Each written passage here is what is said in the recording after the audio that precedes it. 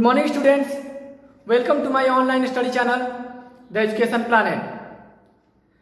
पिछले वीडियो में मैंने आपको कक्षा 9 के विज्ञान विषय के सिलेबस के बारे में बताया था।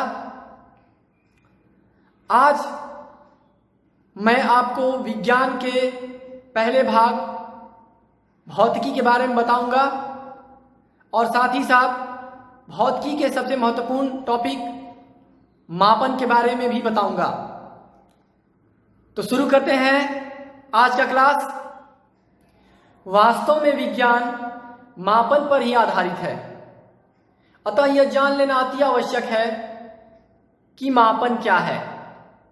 मापन अर्थात मेजरमेंट। मापन का अर्थ होता है किसी राशि का उसके किसी मात्रक के साथ की गई तुलनात्मक प्रक्रिया, अर्थात किसी राशि का उसके किसी मात्रक के साथ की गई तुलनात्मक प्रक्रिया को ही मापन कहते हैं। तो आज के इस टॉपिक में हम पढ़ेंगे राशि।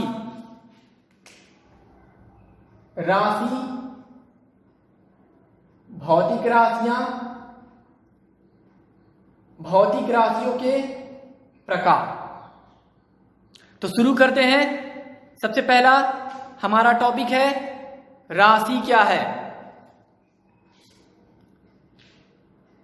तो जिन्हें गणितीय पदों में व्यक्त किया जा सके उन्हें राशि कहते हैं, या हम कह सकते हैं कि जिन्हें संख्या के रूप में व्यक्त कर सके उन्हें राशि कहते हैं। जैसे कि जनसंख्या, आयु, वजन इत्यादि, ये तो थी राशि। अब बात करते हैं कि भौतिक राशियां किसे कहते हैं। तो भौतिकी के नियमों को जिन पदों में व्यक्त किया जाता है उन्हें भौतिक राशियां कहते हैं। जैसे कि द्रव्यमान, लंबाई, समय, बल, वेग, दूरी इत्यादि, ये तो थी भौतिक राशियां। तो भौतिक राशियां कितने प्रकार की होती है ये भी जान लेना आवश्यक है। भौतिक राशियां वास्तव में दो प्रकार की होती है। पहली आधारी राशि, जिसे हम लोग मूल राशि भी कहते हैं, और दूसरी व्युत्पन्न राशि। तो सबसे पहला प्रश्न हुआ कि तो आधारी राशि किसे कहते हैं। तो वे राशियां जो स्वतंत्र मानी जाती है, अर्थात जिन्हें व्यक्त करने के लिए दूसरी राशियों की सहायता न लेनी पड़े, उन्हें आधारी राशियां या भौतिक राशियां कहते हैं। जैसे द्रव्यमान, लंबाई, समय इत्यादि।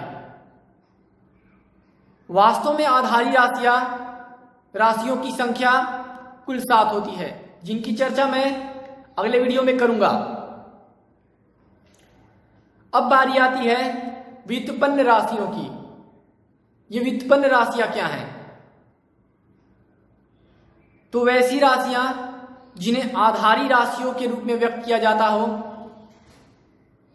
या जो आधारी राशियों पर आश्रित हो, उन्हें व्युत्पन्न राशियां कहते हैं। जैसे कि वेग, चाल, बल, दूरी इत्यादि। तो ये थी भौतिक राशियां और उनके प्रकार। चूंकि आप लोग मापन पढ़ रहे हैं, तो मापन के अंतर्गत यह जान लेना अति आवश्यक है कि परिमाण क्या है, क्योंकि परिमाण मापन का एक बहुत ही महत्वपूर्ण पद है। तो परिमाण के बारे में जानने के लिए मैं आपको एक उदाहरण देता हूं।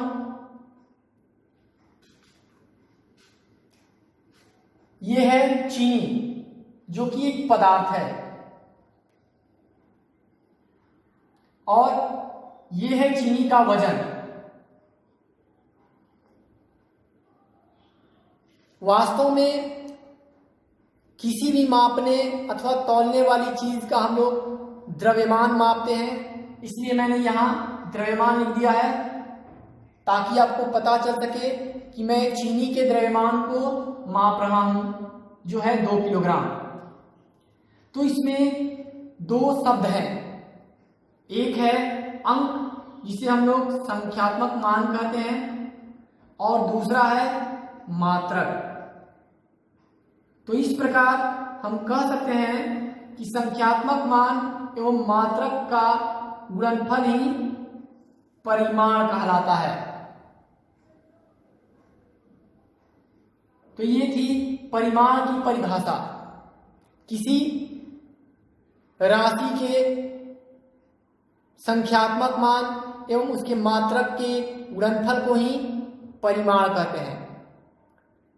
तो अब आपके मन में यह विचार आता होगा कि किसी वस्तु का द्रव्यमान ही उसका परिमाण है, जो कि बिल्कुल गलत है। मैं आपको बता दूं कि कोई भी वस्तु मापने तौलने वाली हो तो उसमें द्रव्यमान होता है, और द्रव्यमान को हम लोग किलोग्राम में व्यक्त करते हैं। अतः 2 किलोग्राम चीनी का परिमाण हुआ। इसी प्रकार मैं एक और उदाहरण देता हूं ताकि आप लोग पूर्णतः समझ जाए इस बात को कि द्रव्यमान को ही परिमाण नहीं कहते हैं।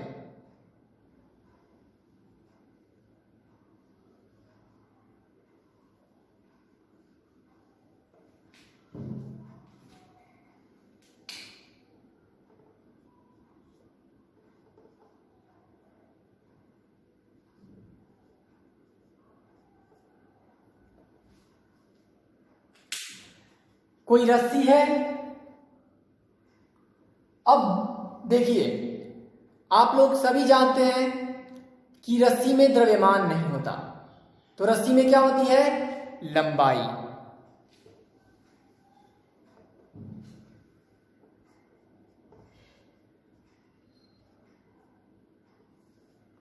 और लंबाई को हम लोग मापते हैं मीटर में। इस प्रकार रस्सी का परिमाण हुआ 2 मीटर, और 2 जो है संख्यात्मक मान एवं मीटर मात्रक। तो अब आप समझ गए होंगे कि परिमाण क्या है। किसी राशि के संख्यात्मक मान एवं मात्रक के गुणनफल को ही उस राशि का परिमाण कहते हैं। परिमाण के बारे में पूर्णतः जान लेने के बाद अब बात करते हैं मात्रक अर्थात यूनिट की। ये मात्रक क्या है? तो किसी राशि की माप के लिए माना गया सुविधाजनक मानक ही मात्रक कहलाता है, जैसे कि लंबाई के लिए मीटर, द्रव्यमान के लिए किलोग्राम, समय के लिए सेकंड आदि। भौतिक राशियों की ही भांति मात्रकों के भी 2 प्रकार होते हैं। पहला आधारी अथवा मूल मात्रक एवं दूसरा व्युत्पन्न मात्रक। आधारी मात्रक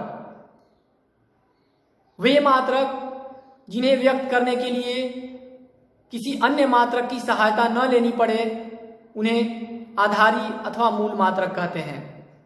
जैसे लंबाई के लिए मीटर, द्रव्यमान के लिए किलोग्राम एवं समय के लिए सेकंड आदि।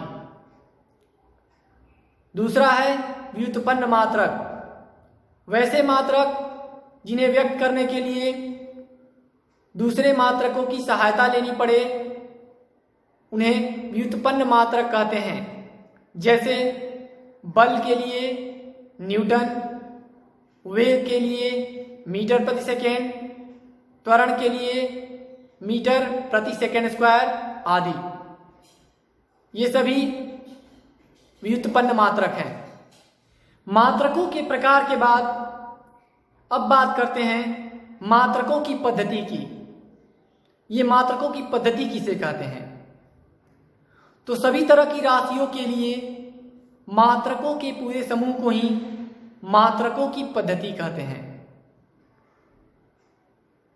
विश्व में मात्रकों की कई पद्धतियां प्रचलित हैं, जिनमें कुछ मुख्य हैं एफपीएस पद्धति, सीजीएस पद्धति, एमकेएस पद्धति। तो सबसे पहले हम जानेंगे कि एफपीएस पद्धति क्या है। एफ अर्थात फुट, पी अर्थात पौंड एवं एस अर्थात सेकेंड। इस पद्धति में लंबाई का मात्रक फुट, द्रव्यमान का मात्रक पौंड एवं समय का मात्रक सेकेंड माना गया है। इसे ब्रिटिश पद्धति भी कहा जाता है। दूसरा है सीजीएस पद्धति। सी अर्थात सेंटीमीटर, जी अर्थात ग्राम एवं एस अर्थात सेकेंड। इस पद्धति में लंबाई का मात्रक सेंटीमीटर, द्रव्यमान का मात्रक ग्राम एवं समय का मात्रक सेकेंड माना गया है। इसे मीटरी पद्धति भी कहा जाता है। और अब है एमकेएस पद्धति। एमकेएस पद्धति में एम का अर्थ होता है मीटर, के का अर्थ होता है किलोग्राम एवं एस का अर्थ सेकेंड। इस पद्धति में लंबाई का मात्रक मीटर, द्रव्यमान का मात्रक किलोग्राम एवं समय का मात्रक सेकेंड होता है। इस प्रकार ये कुछ प्रमुख मात्रकों की पद्धतियां थी। इसके बाद अगले वीडियो में हम इसके बारे में कुछ और जानेंगे। तब तक के लिए धन्यवाद।